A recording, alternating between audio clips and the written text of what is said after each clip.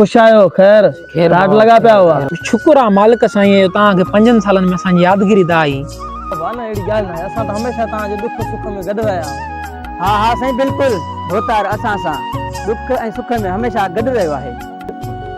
बस कर चमचा तहां जड़न माण्हुनि ते हिननि जी असलियत लिकाए धरती खे तबाह कयो आहे ॻाल्हाइण ॾे असांखे वज़रे सां। बाबल साईं ता असा के देई छा था सको बदहाली बेरोजगारी ऐं दुखन का सवाए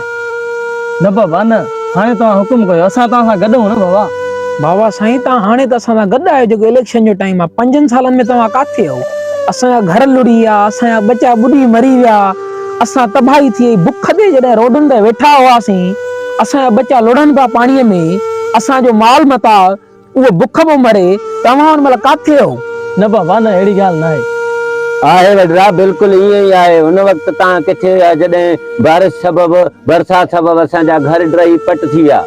वॾरा तव्हां उन महिल किथे हुयव जंहिंमहिल तव्हांजा मनपसंद माण्हू जेके आहिनि राशन खणी पंहिंजा घर पिया भरनि सरकारी राशन खणी ऐं असांजा बच्चा जेके आहिनि बुख ते हुया। उन वक़्तु तव्हां काथे हो वॾेरा जंहिंमहिल तव्हांजा वाठा बंद भञी असांजा फसल ऐं घर पिया ॿोड़ाइनि।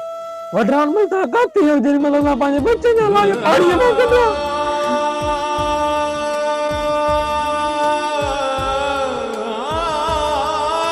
रेशन मल ता